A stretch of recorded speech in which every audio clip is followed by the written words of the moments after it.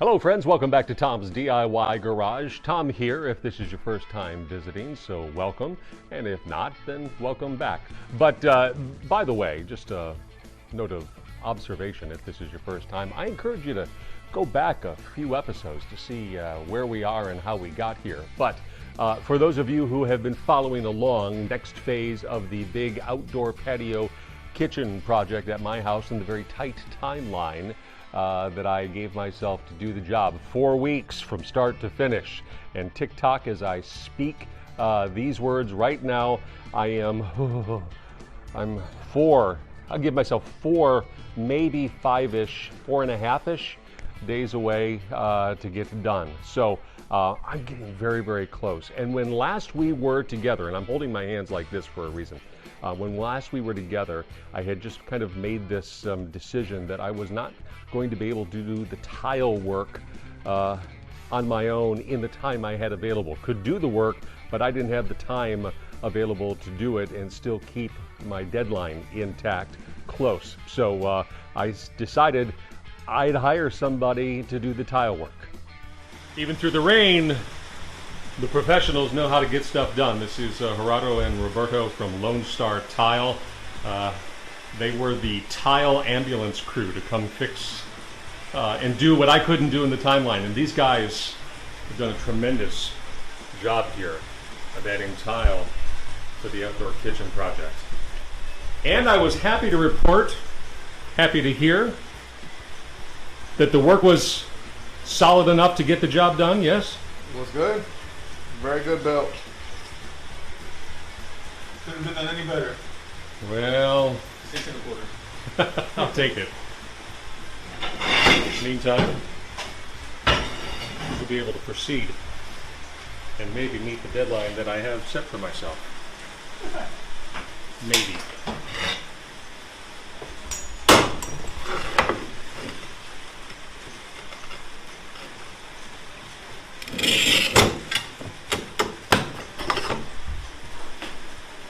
And I am really pleased with how the tile came out. It's amazing what professionals can do. And I have said before, professionals are there for a reason, and they are awesome at what they do. I have grouted the tile, so there's still some effluence, I believe is the word. Basically, grout schmutz that I still need to wash off one more time. I've washed it twice.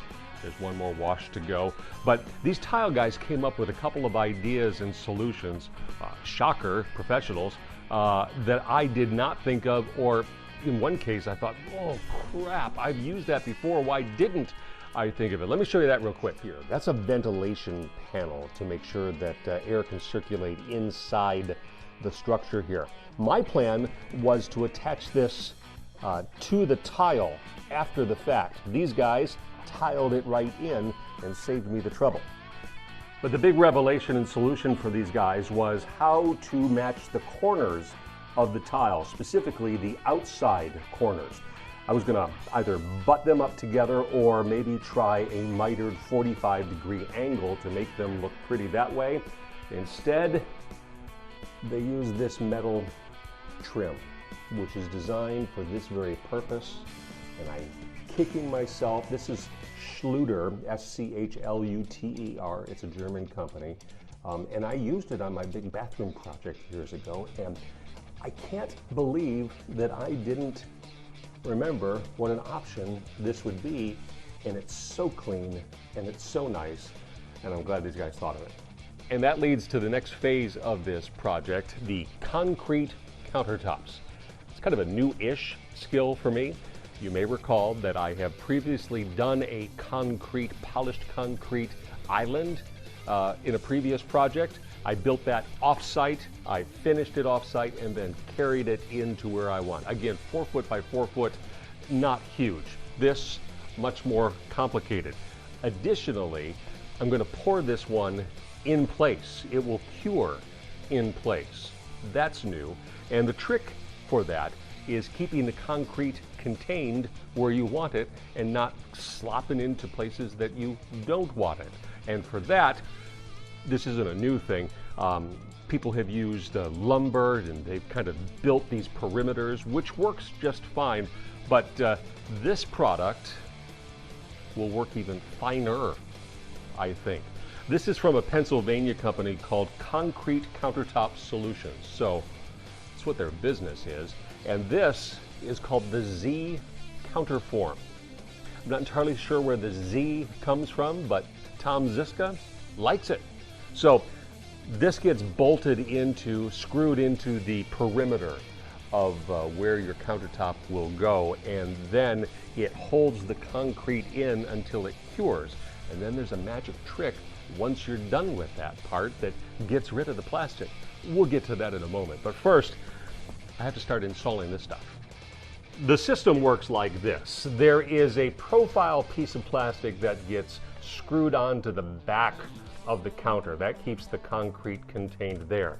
And then the front profile gets cut and screwed along the perimeter of the countertop. This part is a little tricky. And by tricky, I mean this. I'm not great at installing crown molding. That takes some exact geometry and angle knowledge that, well, I wasn't a math major, I went into television instead. So getting these angles just right, that's a 45-degree angle, that should be pretty simple. And then getting the interior part of the angle and the exterior part of the angle all just correct, I've had a little bit of trial and error here. But when it works, those pieces go together like that, and you can see there's still like a degree off there.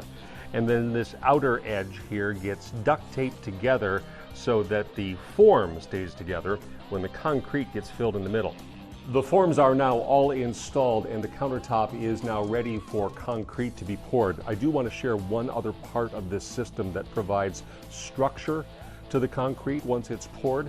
There is this mesh. This is a fiberglass mesh held up by these little stands, and when we pour the concrete in, will be embedded in the middle, providing structure to it. I'm not going to lie, it's kind of a tedious process, but it's finally done. The front of the form, the front of the countertop, is 2¼ inches thick. In the middle here, the concrete will be 1 5/8. The cement I'm using is a sand topping mix. There's no stone, no aggregate in the middle, so it'll be a nice smooth mix once I add the water to it.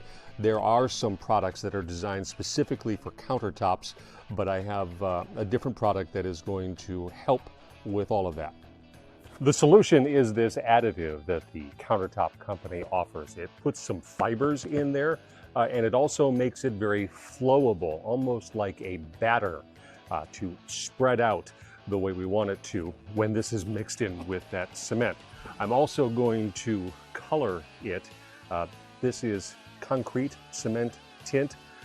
This bottle is good for 2 of those bags, so it'll give off kind of a darker charcoaly gray. That's the plan, at least. So I have 20, just shy of 20 square feet of countertop to fill. Each of these bags, once it's mixed with the additive and everything else, is supposed to be able to cover just shy of 4 square feet. I think this will take 5 bags. I have 6 ready to go. I'd love not to open that 6th. I have 5 packages of the reinforcement, and I have enough of this for 6 bags. So I have enough. I just don't want to open that 6th bag and see how this goes. Once this starts, the clock starts ticking on the concrete drying and curing, obviously. I'm not an expert, but I'll need to start finishing immediately. So once it starts, there's no turning back, because stopping, making a mistake, has consequences. So wish me luck.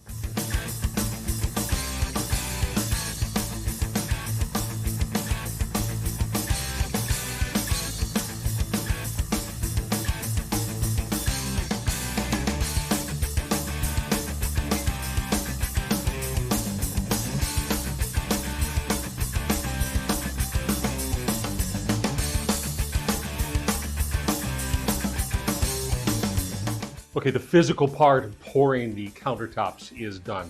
Physical. It took me 2.5 hours to do it. So the next step is kind of the artistry of it.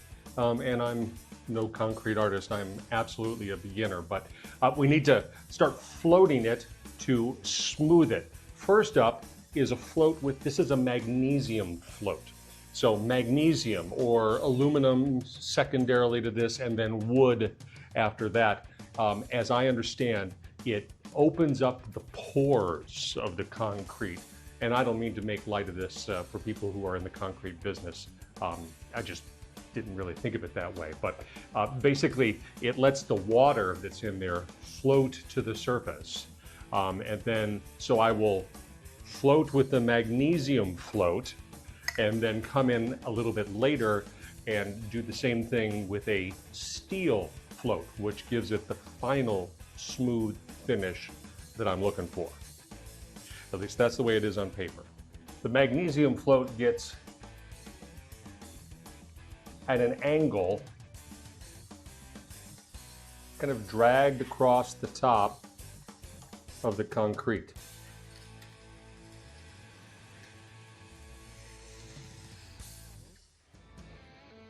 And through this process, we can smooth the surface out. As I understand it, you want to take particular care not to dig in with the edge of your float. The concrete has cured for 2 days. The additive that I put in there speeds up the process, so it's ready to take the forms off. And this is where the magic of this system, at least on video, on pictures, and in the literature, is supposed to pay off. It's designed to pull away from the concrete and then snap off, leaving just the countertop. I will do this first reveal with you for the first time, so you'll see what I see when it all comes out. What I'm looking for is making sure ultimately that the concrete got all the way down into the form, and see what level of bubbles there may have been. They'll appear as like little holes, pinprick, maybe the size of a, I don't know, a grain of rice or something like that. That'll probably be filled in post, but let's see how this system all works. So it pulls away from the concrete, giving it a little bit of help, and then, I